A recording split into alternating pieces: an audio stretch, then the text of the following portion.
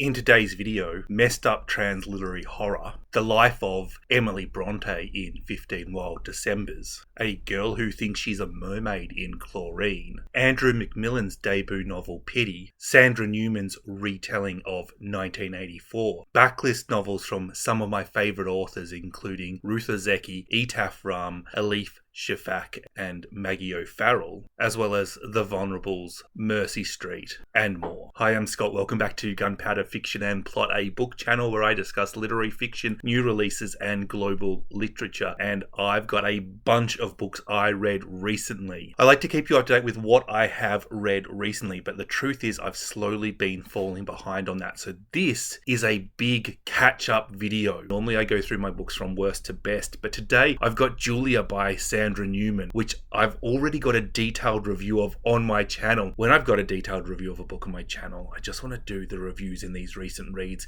quite quickly, and if you want more information, you can go to the detailed review. Julia is a feminist retelling of 1984 from the point of view of Julia. It adds to 1984. It really is in conversation with Orwell. I thought it was fantastic. If you like the sort of themes and ideas that are in 1984 and you like feminist literature, read it. You don't have to have read 1984 to enjoy this novel, but reading it will significantly add to your experience. I kind of feel like Orwell covered some fundamentals really well, and I think what Newman is doing is she's adding to that, not just with her feminist themes, but I think she takes things a little bit further than Orwell did, especially with the way that book ends. It's such a perfect ending, such a good ending. It really does remind me of that like Isaac Newton quote, "If I've seen further, it is by standing on the shoulders of giants." Now it's time to go from best to worst. The Vulnerables. Standout terrible. At some point, the author actually said the novel is the easiest form of writing, and I'm thinking, if that's true, I really don't want to read your essays. This is another lockdown novel. It is about a middle-aged woman and a young stoner man who are both booked in to house sit and look after a parrot. It is discussing loneliness and the importance of human connection. It is advertised as funny. It is not. It is advertised as thought-provoking. It is not. I don't mind lockdown being a major theme in a novel. It is a real-life event that happened very recently, and authors will use the real world for inspiration. But we all lived through it. There's no new insight in this novel, nor do I particularly feel seen by the experiences of the characters. I just feel that lockdown can't be the major part of a novel. There has to be more to it than that, and there really isn't. As you can imagine, this is a low plot book that relies on its character work, which is poorly done. It failed to leave me with a sense of who the protagonist was, or her stoner flatmate, or her rich friend, or even the parrot. No effort was made with the setting, and I didn't even like the prose. So the 5 things I think of when I review books, plot, writing, characters, setting, and themes, were all either poorly done, boring, or not even attempted. To be honest, I don't even know why I finished this novel. I know I'm often a little bit over the top, hyperbolic, but this is really next level bad. This is probably top 5, definitely top 10 worst books I have read over the last 2 or 3 years. But it is the only book I didn't like in this wrap, so negative glasses off. Everything else is good, although there is a pretty steep gradient, and I will say that these next 3 books are good, with some fairly large caveats. 15 Wild Decembers by Karen Powell. This is essentially a fictionalized account of the life of Emily Bronte. Powell has taken what we know and filled in the blanks. Bronte, of course, died quite young. She had a useless brother, Bramwell, who she looked after, and she witnessed some of her sisters die while she was still very young. Anne and Charlotte are obviously major characters in this novel, and we see the influence that they had on each other's lives and the encouragement they provided each other for their work. I enjoyed what Powell was doing when she was discussing the influences and the commentary around Emily Bronte and Wuthering Heights, but I really could have enjoyed that in a short 20-minute YouTube video or 10-page essay. As an interesting piece of historical fiction, I think that this is a very successful book. If you enjoy that type of book, then this is completely wonderful and you will love this book. when it comes to the darker side of Emily's life, the guilt she feels towards her sister's death, her terrible time at boarding school, I didn't feel immersed in her emotions. If you're the kind of reader who likes emotional literature, then this will be a bit of a disappointment. Now, personally, I identify as both those types of readers, but definitely more the latter than the former. So while I was able to enjoy this book, I felt frustrated that it wasn't a completely different type of book, and one I imagine the author wasn't even trying to write. The Storm We Made by Vanessa Chang. This is a novel about a Malaysian mother, Cecily,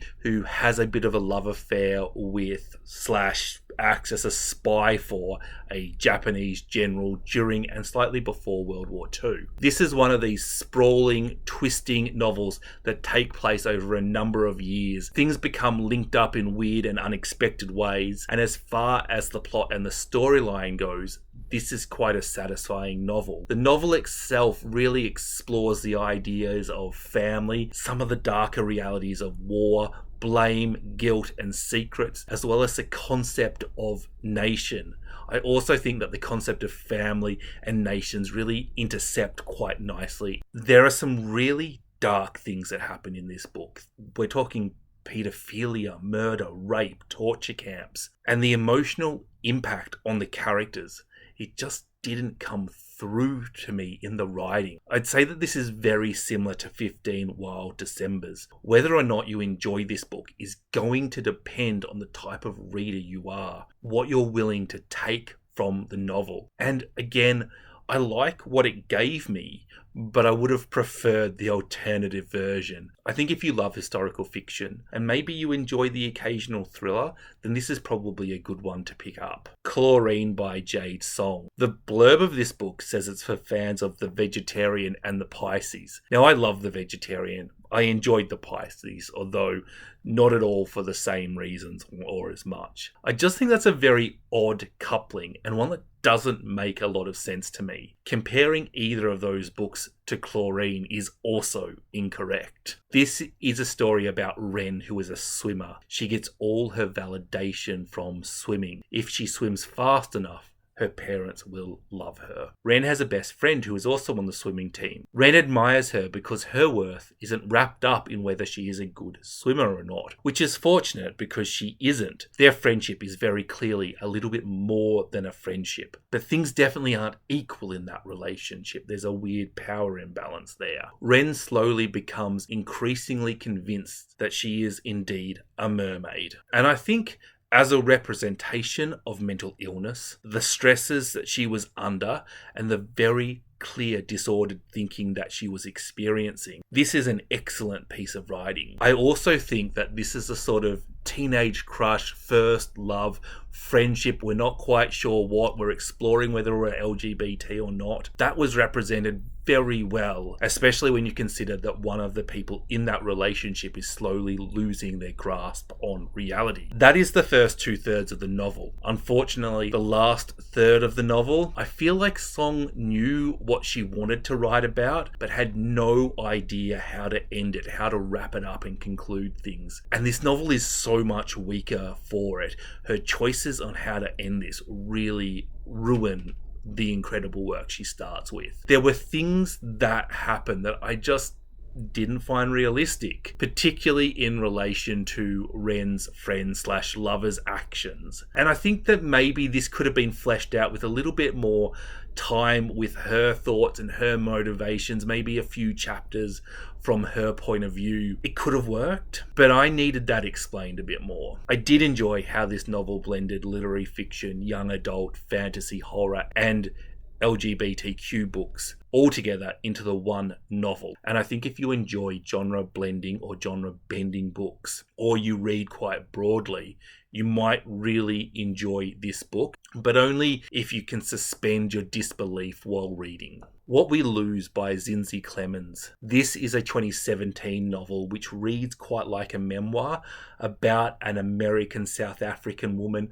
caught between being black and white, between being American and not being American, between being South African and not being South African, and living in Johannesburg. Let's be honest here, this is a bit of a forgettable book, but it did do one thing that I found amazing. It was discussing crime and safety in Joburg, and it mentioned the Oscar Pistorius case, where he shot and killed Reva Steenkamp. And with those sort of high-profile murder cases, you get a lot of information, and you know, there's a bit of a trial by media, and we all sort of come to our conclusions about whether he did it or didn't do it and whatever. And I remember watching that trial and slowly coming to the conclusion that he was guilty. And the protagonist of this novel is living a few blocks where the murder happens. And she notes that she completely understands the fear that Pistorius claimed to have had. The fear that somebody was breaking into his house, and how this wasn't far-fetched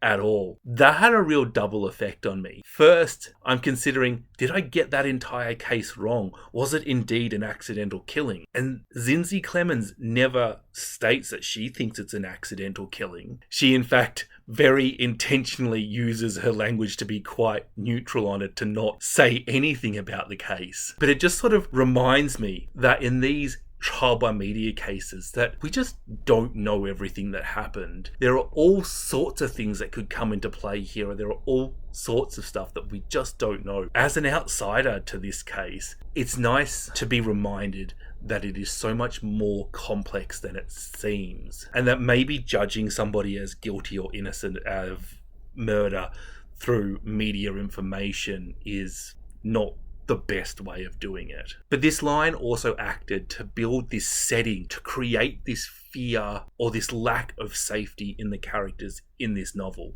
And I thought that that was truly effective. The rest of the novel, I mean, this is about a woman losing her mother, grappling with her identity, racism, and life in general, learning to live without the single person that shaped her existence more than any other. I enjoyed it. Rootless by Krystle, Zara, Appiah. This is a love story between a black Ghanaian British couple. It is told with large time jumps between events, which gradually move closer and closer to an event. Essentially, Effie and Sam love each other quite a lot. They're a very good couple in a lot of respect, but Sam wants children and Effie does not. In any relationship, you really need to be on the same page as to what happens if you get pregnant, what you are going to do about birth control, those sort of things. But I've also witnessed so many real life couples where in the beginning, one member wanted children and the other member didn't, and that changed over time. And so we can sort of see that happening here, that Sam is kind of assuming that Effie will change her mind over time, and Effie thinks she's been very clear by stating that she doesn't want children. I don't think a disagreement about kids definitely ends a relationship, but I definitely think it can. And it's such a complex and personal topic. And when do people change their minds? When don't they? And what happens in the moment? What happens when you get together young and you don't quite know who you are yet? And what is the difference between this sort of theoretical topic of children and the reality of children? How does that affect the relationship? There is also some stuff around careers, around art, and around the alternatives to children and what a life without children looks like. In this particular novel, we know quite early on that they do have a toddler. It says so on the blurb even. We know that Sam wakes up and notices that Effie is gone and a large chunk of money is missing from their account. Effie has gone back to Ghana. We're seeing this quite idealistic relationship have a seed of a problem and have that problem grow. And then we see how this is resolved. And the way this book ends, wow.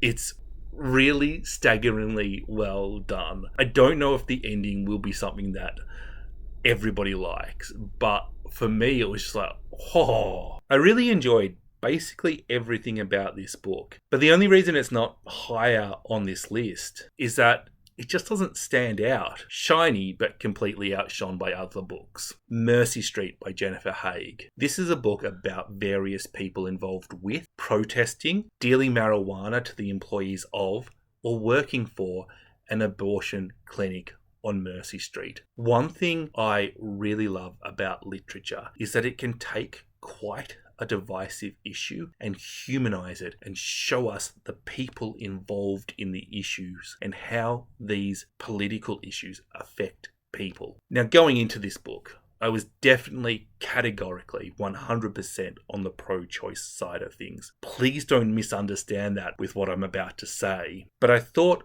I intellectually understood the pro-life side of things. I even agreed with a large number of those arguments. I just valued the choice and the life of the mother more. And I trusted the mother to do what they thought was best. I also had concerns about specific situations where the health of the mother was at risk. Whether or not you agree with me on this or completely disagree, I think we can agree that literature helps you empathize with humans involved in the situations where these sort of laws are relevant. And I think Haige does an excellent job of that in this novel. She's not trying to convert you to a point of view. I wasn't sure what her point of view was, so I looked up an interview with her, and she does have this lovely quote. "None of us is the villain in our own eyes. We all think we have good reasons for thinking what we think and doing what we do. When I was writing him, I explained his worldview the way he would explain it if he were asked why he opposed abortion." I think you can figure out from that comment what her point of view is, but I couldn't tell from the book. Now, I'm not going to say that I had my point of view changed or challenged, but I definitely had it developed and nuanced. I definitely understand the other side and where that comes from and the various different forces at play. Character-wise, I loved Claudia, who works as a counsellor at Mercy Street. And while this book follows multiple characters, if there is a single protagonist, it must be Claudia. I really felt the stress and the drain she was feeling. The poor woman is exhausted, and the politics of her situation gets in the way of her ability to care and do a good job, and she definitely is doing a good job. There's also Timmy, who sells pot, and the friendship between Claudia and Timmy manages to both be really sweet and a little bit icky and concerning. On the other side of things, we see a pro-life advocate, and we see why he thinks what he thinks and his opinions on other issues. Plot-wise, I was interested and engaged all the way through this book. Even the little side plots, the thing to do with the car in it, they all had me interested. And I think as an author, if you're writing a book that has interesting themes, a successful plot, and successful characters, then you're going to have a good novel. I am really happy reading books of this quality. It's just a good, successful book. Patsy by Nicole Dennis-Benn. Patsy lives in Pennyfield, an impoverished Jamaican town, and she dreams of being reunited with her friend Cicely, who now lives in New York. Patsy doesn't include her mother or her 5-year-old daughter True in the equation when a letter from Cecily arrives offering her the chance to live with her. She jumps at this chance, leaving her family behind. The narrative mostly stays with Patsy as she struggles to find work without papers, at least work that will pay her enough to get ahead, and has to confront her true feelings for Cecily, who now, unfortunately for Patsy, has a husband. We get snippets of True in between Patsy as she grows up without a mother, wondering why Patsy never writes. And this is something I think that Nicole Dennis-Benn has done fantastically. Patsy is too ashamed to write. She doesn't want people to think that she's a failure. She's so ashamed of the truth that it's crippling. Meanwhile, True doesn't center Patsy in her thinking at all. She centers herself. And it is the attitude of the other Jamaicans around True where I think you can see who Nicole Dennis-Benn is really writing their novel to. Yeah, America does have a lot of rich people. You can live an amazing life in the USA, but that doesn't necessarily mean you will. This isn't an anti-USA rant. While the specifics and the details will change from country to country, almost every country has their haves and their have-nots. It's hard to become a have because it's hard to get into the country. Once you do get in there, you're probably there without papers. And as such, it's really hard to get a job. When you do get a job, you're underpaid. You work for what you can get. It's not really enough, so you struggle. If you leave or return home, you can never come back. And when you arrive there, you think you're going to be sending a mountain of cash back home. And while it's true that you will earn more in the USA than you will in Jamaica, it's also true that things cost a lot more in the USA than Jamaica. Patsy can really only hope to marry somebody rich, get her green card and live well because of them. But then Patsy doesn't want to do that. Meanwhile, True is growing up unloved with a mother who has never even bothered to contact her. Lots of LGBTQ themes here and a real discussion of the exploitation of workers who are undocumented. Nice character building. I really liked True. Solid, well-crafted, great book. I Am by Maggie O'Farrell. This is a memoir about the 17 brushes with death Maggie O'Farrell had. We tend to think of authors as pretty safe, unlikely to almost be murdered twice. There are reasons O'Farrell has had so many brushes with death in her life, and this book also involves her daughter. Some of these instances are just so random, and it makes you think about things. Is this the world we really live in?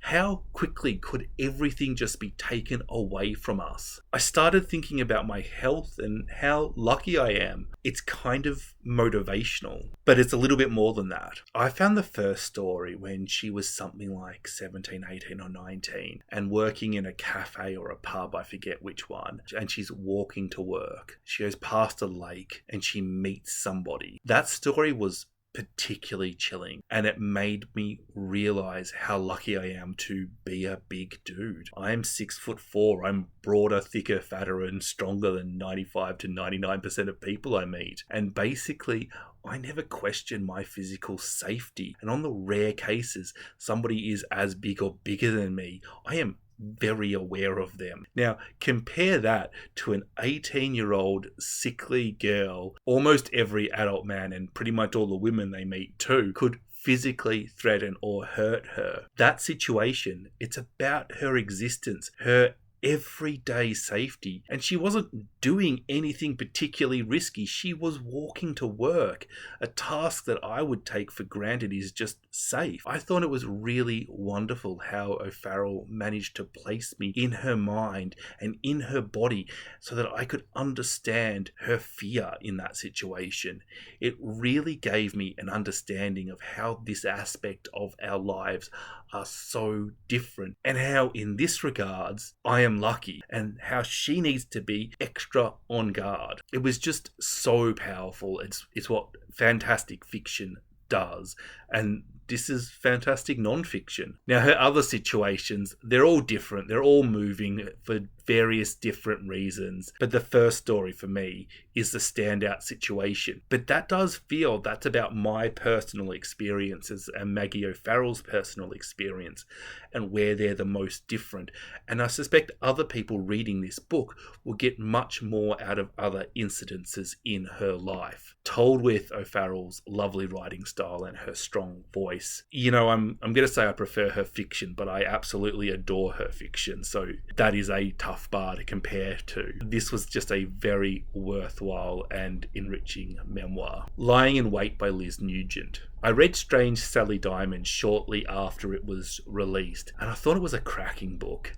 I really enjoy something that is so true to all of the things that make a book literary fiction, but at the same time is also true to a certain genre. In the case of Strange Sally Diamond, it's a thriller. So as you could probably gather, for a lot of this video, I'm reading backlists, books from authors who have impressed me. Liz Nugent came on my radar, and I discovered Lying in Wait. And look, I think Strange Sally Diamond is the superior book, but in saying that, this is a really good book, and you can really see that same blending of literary and thriller. The novel starts with the line, "My husband did not mean to kill Annie Doyle, but the lying tramp deserved it." Told intermittently through the voice of Lydia, wife of a respected judge, mistress of a large house, and Lydia's son Lawrence, shy, awkward, and overweight, lacking in confidence, and just beginning to discover girls. Lawrence is super close to discovering his parents' secret. This book does have some fat phobic stuff in it. I don't believe it is coming from the author. I don't think it is fat phobia, but rather it is the depiction of fat phobia and the sort of attitudes that exist. Some people are quite nice towards Lawrence, but other people are not. And I just thought I'd give you a nice little warning if that's going to upset anybody. Well, from one Irish novel to another, I read Claire Keegan's So Late in the Day. Now, just for clarity's sake, I believe there is a collection of short stories and a standalone novella with the same name by Claire Keegan. And I am discussing the standalone version, which is about 50 pages, and not the short story collection, which is 110 or 20, I think. Now, if you've not read Claire Keegan, she writes quite short and beautiful novellas. They don't require a lot of time, and they're so immensely popular. I feel like I'm some sort of heathen for merely thinking that she's talented and just liking her work and not worshipping her. I think she's well worth the time commitment to try one of her books if you've never read Claire Keegan. For people who are familiar with Keegan, who have not got to So Late in the Day yet, this is exactly what you expect if you say Claire Keegan is writing about the history of a relationship, the good, the bad, the beginning, the end. My biggest complaint about this tiny novella / long short story is that I enjoy Keegan, but I just feel like I'm settling into her rhythm and her style, and I'm understanding what she's doing, and then it's all over. Now, I don't really like short stories, so it's very rare for me to say this, but I definitely think that this story would be improved by being part of a collection, all discussing similar themes, similar stories with different twists in it. So maybe go for the short story collection rather than the standalone version. There have already been some fantastic books in this video, but they're about to get even better. Before I continue, I'd just like to ask you all to help this channel grow by liking this video, subscribing if you're not already, share this video around. These sort of things really help people see these videos and get more people watching. Pity by Andrew McMillian. I was lucky enough to get an ARC for this book, and I think that this was released like today or yesterday or very, very close to now. Told in vignettes, this short 100-page novella is about a drag queen who dresses up as Margaret Thatcher and is from Barnsley. Barnsley and Yorkshire really do come through in this novel. The use of setting is by far the strongest part of this novel. It wouldn't have worked if this was a novel set in London or New York. I'm not even sure it would work if it was set in Leeds or Sheffield. It is so uniquely northern and queer. The history of the location is so important. The mining communities and what Thatcher did to them, and also the gay communities and Section 28 all give this book a historic feel. It all feels like you're in the 1980s, and that's contradicted by Simon's use of OnlyFans. This is a book full of hookups in public toilets and text messages. Queer guilt, identity, mining disasters and the impact that has on families, drag as an art form, but also drag as a form of protest or commentary, all sort of meshed together to form the themes of this novel. This is a society that burnt effigies of Thatcher when she died. And the novel really poses the question, how does dressing up as her respect the people who suffered because of her cruel actions? Is she being glamorized? Is this trivializing her impact? Or is it okay because Simon, or Patana as she is known in drag, is both gay and from a mining family? This is all wrapped up in a story of queer shame, a love story, a story of a family who is still suffering from a mining accident that killed Brian. It is about an uncle who loves his gay nephew. It is such an ambitious novel, and it's a really good one, but 100 pages was a little bit too brief for the impressive list of themes to all receive the amount of discussion I would have liked. It is there, but I wanted more detail, I wanted more time. This is a book where the setting, both Barnsley and the queer community, is trumps, where characters, writings and themes are also super strong. However, the plot could have used maybe a little bit more time and work, and I think that probably suffers because the book is so short. The sections were maybe just a little bit too short for me, leading to the book been slightly too jumpy. But this criticism that I give it, this is not the first thing I think of when I think about this book. I think about this amazing character in this amazing setting. This is a book with lots of quality. It is well worth reading, and my criticisms are in line with my tastes in literature. In all likelihood, you won't agree with me. It is a super encouraging debut novel. I cannot wait to read what McMillian does next. Although I would love for an audiobook of this to come out read with somebody with a really strong Yorkshire accent to help transport me to God's own country. Brainwryms by Alison Rumfitt. Here's a question that could start a fight. Who does transgressive fiction better? Straight white men or trans girls? This book clearly decides that question in favour of, well, I won't say all trans girls, but definitely Alison Rumfitt. But I think we all know that trans women will be better at writing transgressive literature than straight white men. The top review for this novel on Goodreads simply says, I think a little king shaming is okay. And after reading this, I'm inclined to agree. This is well beyond handcuffs, hot wax, and probably going to need to bleep the last thing I just said. This is the most disgusting book I have ever read. This is a literary horror novel. And while this book is technically excellent, it is so emotionally subversive and repugnant, I cannot in good faith recommend it. I know what happens in the story of the Eye. I know what happens to the Eye. And I'm going to say that this book, Brainwryms, is next level disgusting. It's not in the same league. It's even worse. You've been warned.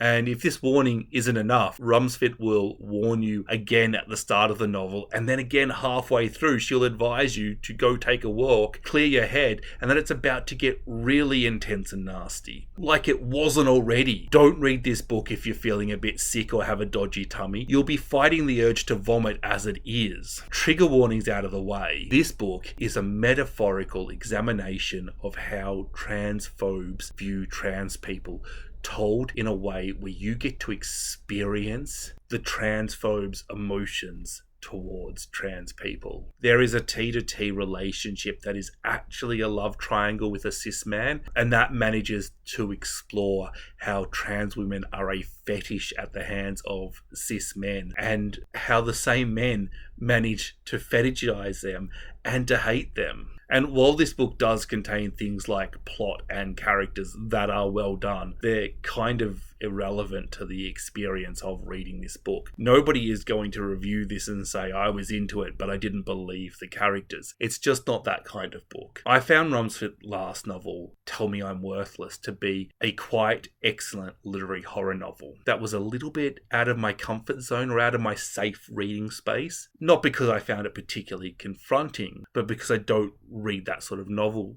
usually. This is so much further outside of my comfort zone in so many ways. It is also so much better executed than Tell Me I Am Worthless. I'm not sure I'm okay after reading this book. Three Daughters of Eve by Elif Shafak. I think this is the sort of novel that only Elif Shafak could have written, centered around an Oxford professor who every semester runs an exclusive class to discuss religion, God, and philosophy. He intentionally fills these classes with people from different backgrounds of different beliefs. The title of the novel refers to three women, three friends in his class. Mona, a devout Egyptian Muslim American. Shirin, a charismatic and bisexual British woman of Iranian descent. And our protagonist Perry, who is unsure what the concept of God means to her. These classes, they occurred about 10 to 15 years in the past. The book itself actually follows Perry for a 24-hour period in which terrorists attack the city of Istanbul where she is living. What I love about this book is just how passive the heated arguments about God are at Oxford versus the violent terror attacks in Istanbul. I feel like this is a calling out of academics and politicians sitting around discussing things. Let's be polite and let everybody have their opinion, divorced from the realities of human meaning. Shafak is saying that religion is causing conflicts, but she's not blaming the religions for it. Bring up religion at a party and I'm sure you'll create a fight. People want to stand up for their religion, and that includes people who are not religious. I find this debate really frustrating in real life. Nobody is changing their mind because of any argument anybody else creates. Science definitely doesn't say that there's a divine being that created us, but it also can't explain why there's matter in the universe, and I think that's a pretty big hole. I'm just trying to say that there's no hard conclusive evidence for anything, and that the argument is pointless. Some people have faith, some people don't have faith,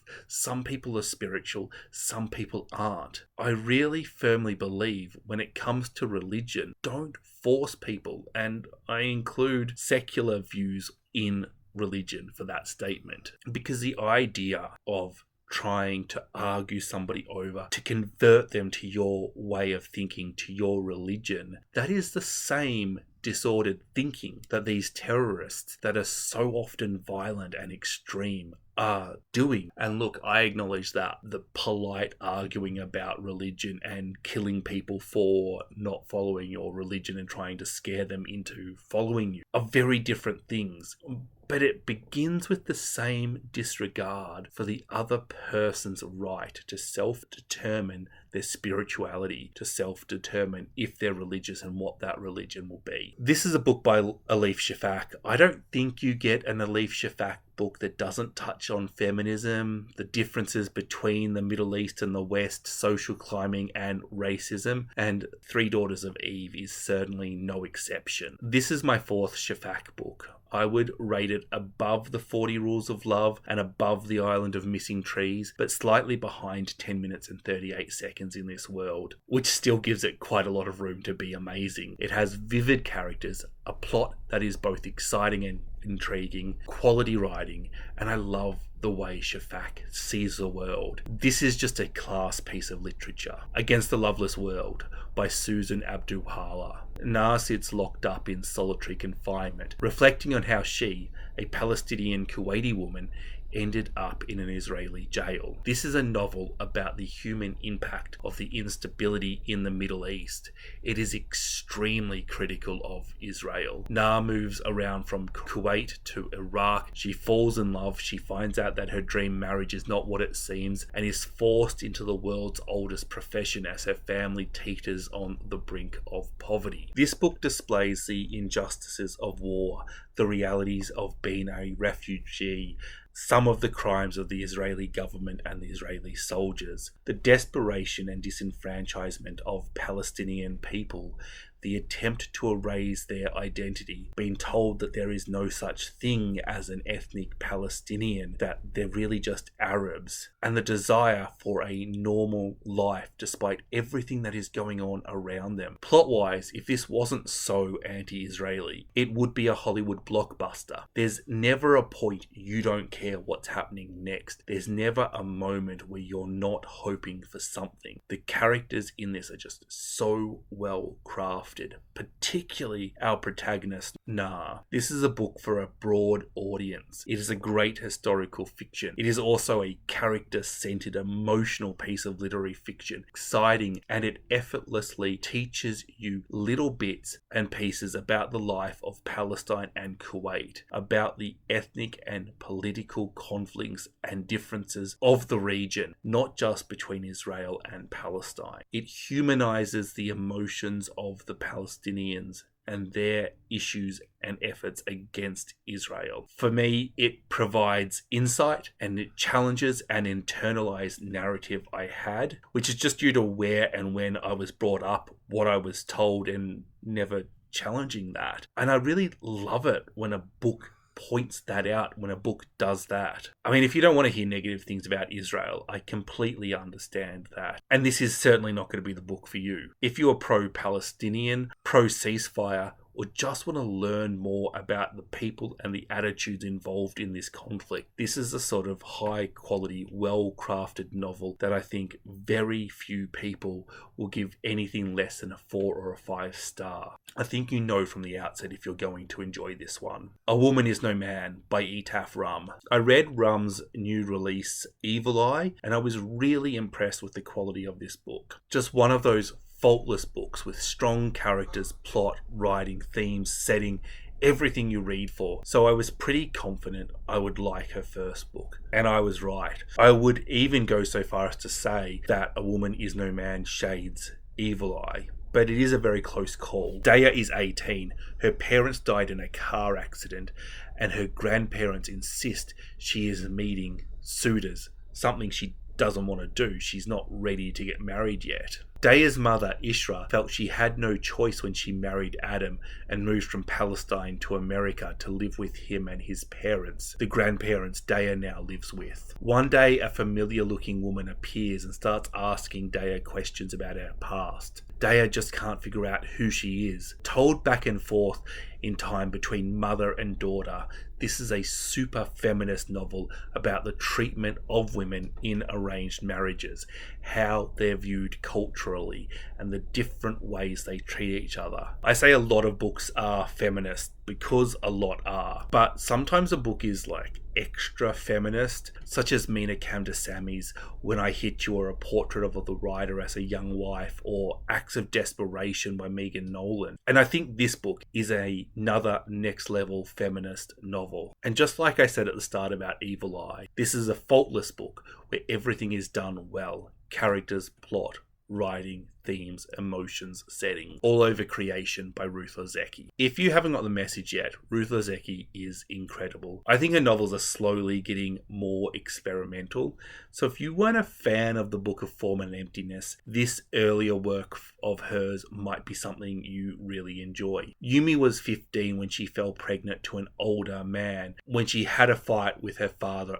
about abortion and ran away from home. 25 years later, she is returning to the potato farm she was raised on, having not seen her parents since that argument. Her Japanese-American mother, who she maintained contact with via letter, has dementia, while her American father is terminally ill. She is bringing her 3 children and will see her best friend from childhood, who is struggling to conceive and is considering adopting after years of miscarriages. A group of anti-genetic engineering protesters arrive in town and start using the potato farm as a base in return for free labour. There is a man claiming to be a journalist in town. You know he's not a journalist, you know he's working for a genetic engineering company, but he claims to be a journalist and he knows who Yumi is. These are the threads that Ozeki is spinning together, how the politics and the personal influence each other. I love how Ozeki is spinning together these issues like abortion, miscarriage, and the desire for children with seeds, growth, agribusiness, genetic engineering, and environmental activism. It makes sense to me that these issues are all getting discussed together, but I think very few books do it. Then she places all this onto such a complex web of relationships. Yumi's relationship with her father is so very broken, but it's not broken enough to prevent her from coming home and seeing him when he's dying. There's this complex mix of love, anger, adoration, and betrayal. And all this has to be navigated with the fact that Yumi is now 40, not 15. Yumi's best friend from childhood hasn't seen her since she left. They were so close as teenagers, and she's literally living next door to Yumi's parents, while Yumi has lived all over the States. Her friend is childless, while Yumi has 3 children to different men. They're in very different stages of their life. Yumi's oldest child is at the age where he is pushing back against her, trying to figure out who he is in separation from his mother. And none of these relationships are straightforward. They're all changing, they're all dynamic, they're full of love and resentment. And this is why I love Ozeki so much. This is a character-focused novel that is discussing ideas, political, scientific, popular, and niche. ideas. So few authors can do either one of these well.